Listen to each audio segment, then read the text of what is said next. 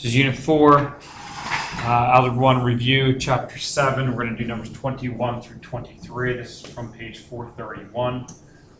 All right, 21. First thing I noticed is a fraction. I don't like the fraction, so we're going to multiply through with the first one here by a 3, because that's what's on the bottom.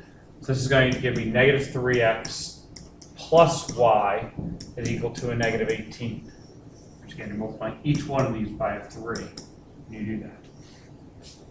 All right, second one, I'm just going to rewrite for right now. 3x minus y is equal to negative 16. All right, so my goal is to solve this for the solutions. I want to know where these two are going to intersect if I were to graph it.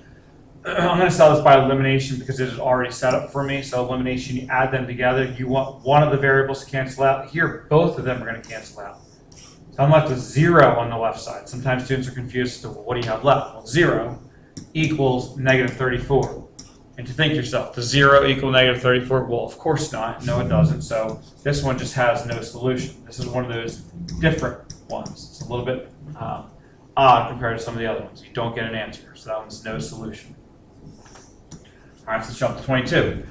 3x plus y equals 8. 4x plus 6y equals 6. So for this one, I'm going to solve this one. I'll solve this one by substitution. Okay. So I'm going to take this 3x, bring it over. So that makes us y equals negative 3x plus 8. Again, that is my helper equation. So I'm going to take this negative 3x plus 8. I'm going to replace the y in the second equation with that. So I have 4x plus 6 times by negative 3x plus 8 equals 6. Distribute the 6. And again, I know I'm going pretty quick here as I go through and do this. You can always stop or pause this video. You can rewind it. Okay, if you need me to slow down here. All right, so negative 18 plus 48 when you distribute that 6.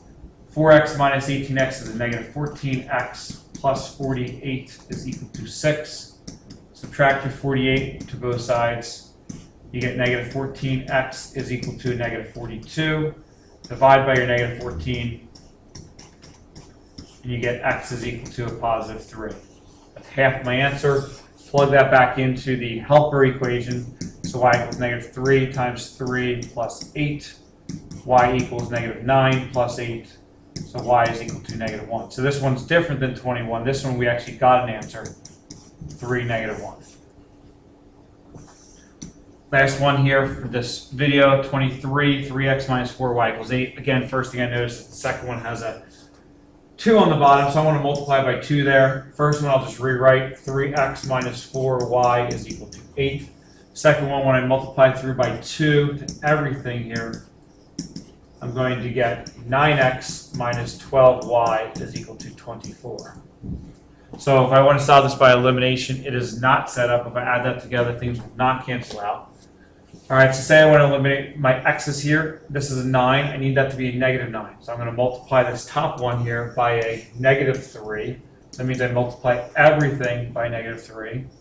When I do that, that's going to give me a negative 9x, a positive 12y, and a negative 24. The second equation I'm just leaving as it is. I didn't multiply that by anything, so I'm just going to rewrite that. Now I add together, my x's cancel out, which is what I want.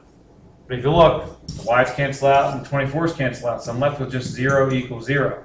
It's a little different. 21, I had 0 equals some other number. That was no solution. 22, I got an answer. Here in 23, this is going to be an infinite number of solutions. So if you were to have this on a graph, that means these two lines are the same exact line. They'd be directly on top of each other. In number 21, they'd be parallel and they would never intersect.